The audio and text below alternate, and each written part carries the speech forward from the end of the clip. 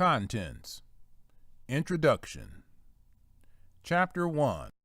A historical analysis of African American entrepreneurship and invention. Chapter 2. Finding your path to becoming an internet entrepreneur. Chapter 3. Is internet entrepreneurship right for you? Chapter 4. Internet entrepreneurship versus a day job. Chapter 5. Problems and barriers to owning an internet business and how you can overcome them. Chapter 6.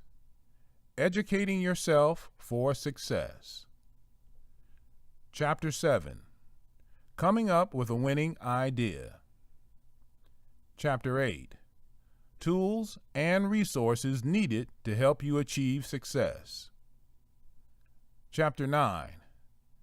Elements of an internet business plan. Chapter 10.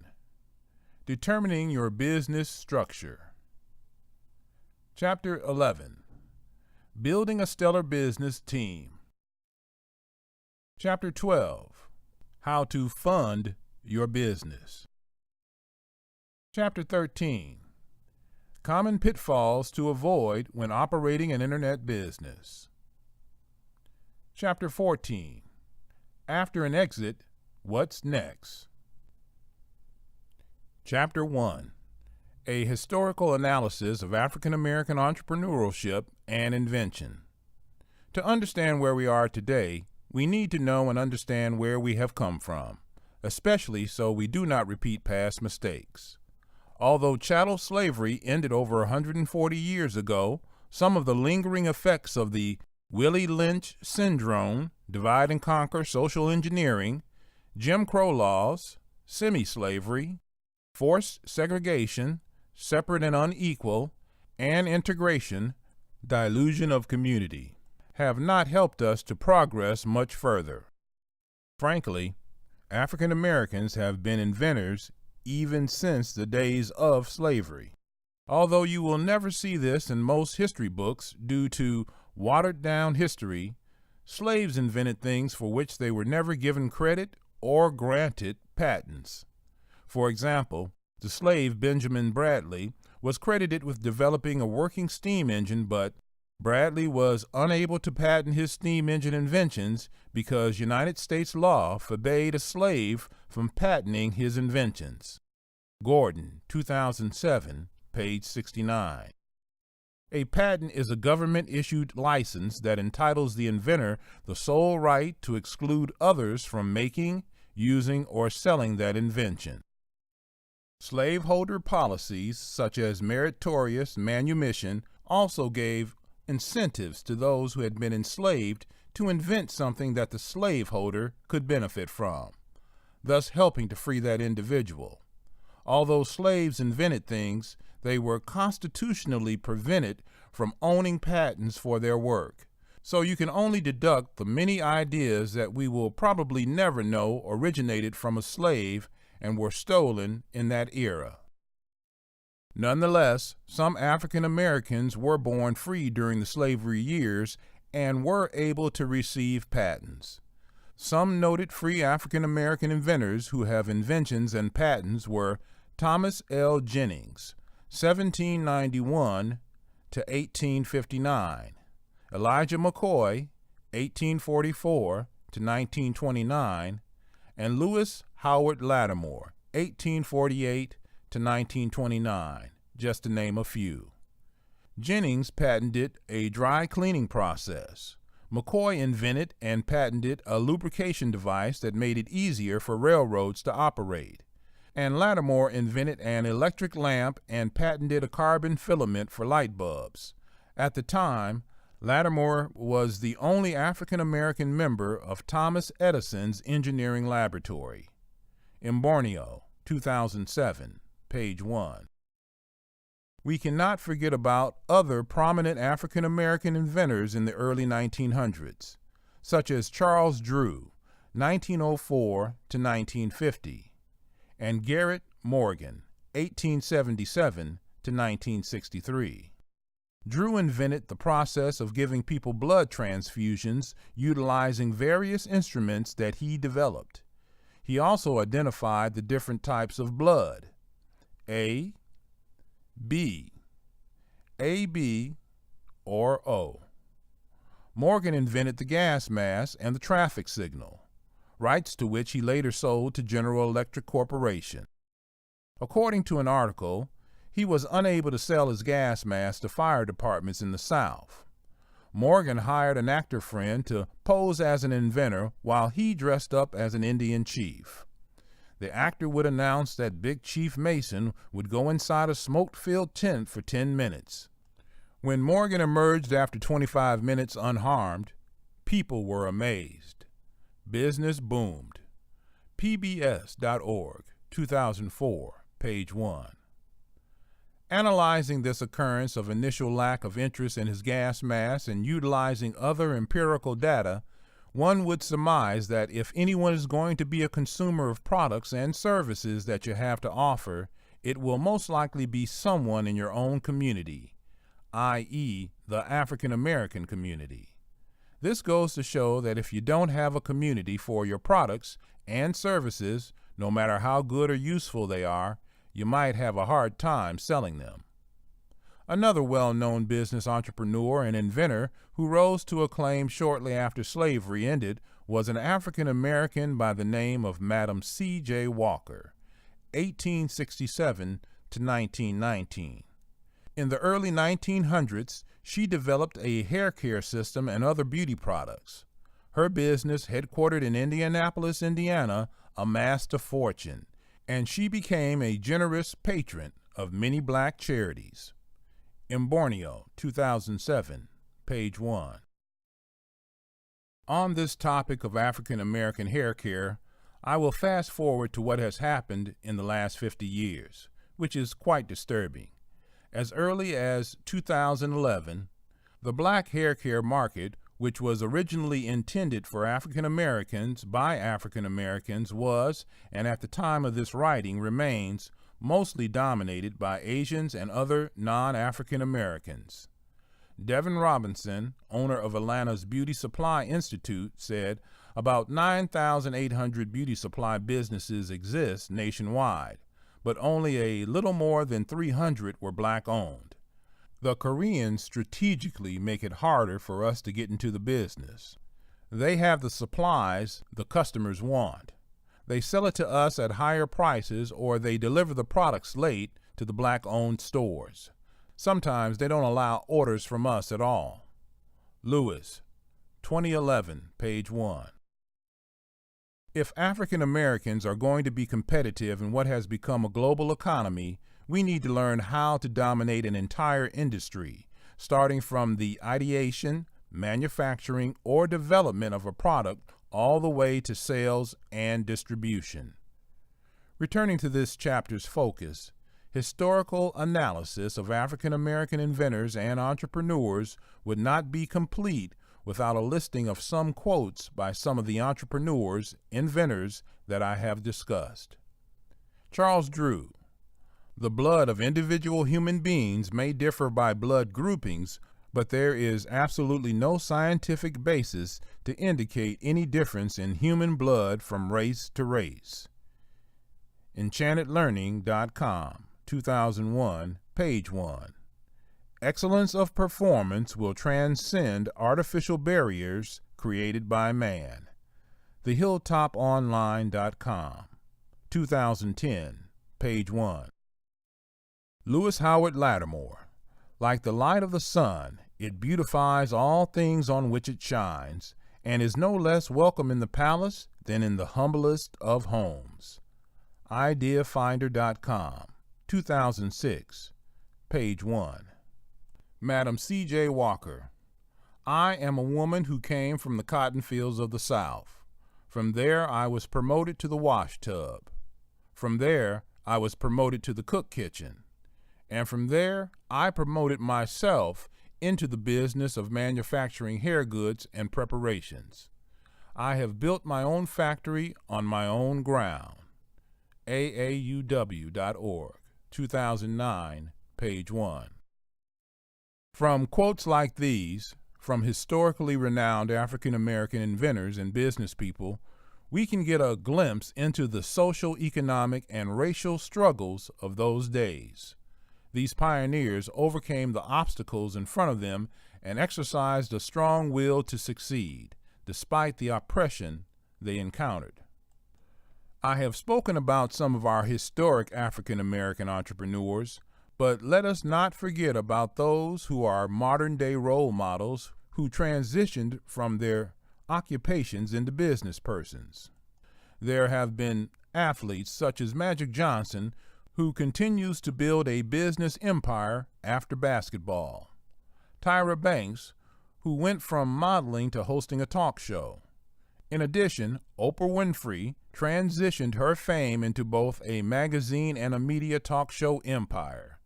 Countless other athletes and entertainers went from working their specific jobs into business for themselves, and I cannot name them all. Here are some of the quotes from modern-day entrepreneurs. Irving Magic Johnson: "If you're a competitive person, that stays with you. You don't stop. You always look over your shoulder." AfricanAmericanQuotes.org, 2007, page 1. "If somebody says no to you, or if you get cut." Michael Jordan was cut his first year, but he came back and he was the best ever. That is what you have to have. The attitude that I'm going to show everybody. I'm going to work hard to get better and better. AfricanAmericanQuotes.org, 2007, page 1. Oprah Winfrey: "What material success does is provide you with the ability to concentrate on other things that really matter. And that is being able to make a difference, not only in your own life, but in other people's lives." AfricanAmericanQuotes.org, 2007, page 1. "I have crossed over on the backs of Sojourner Truth, Harriet Tubman, Fannie Lou Hamer, and Madam C.J. Walker. Because of them, I can now live the dream. I am the seed of the free, and I know it. I intend to bear great fruit." AfricanAmericanQuotes.org, 2007, page 1. Tyra Banks: "Take responsibility for yourself because no one's going to take responsibility for you. I am not a victim. I grow from this and I learn." AfricanAmericanQuotes.org, 2007, page 1. African Americans are natural inventors. The above list includes just some of the select inventors, business persons, and inventions that we have had over the course of our time here in the United States. The time has come for us to break out of the mental shackles that keep us from taking the risks that comes with being an entrepreneur. We need to realize that we can produce generational wealth. The racial climate is not the same as it was during chattel slavery in the early 1900s. Some obstacles to overcome still exist, and sometimes they plague the African American community, like business finance, trusting one another, infighting because of perceived differences. I call this the Willie Lynch syndrome, and bad habits that keep us from our entrepreneurial calling.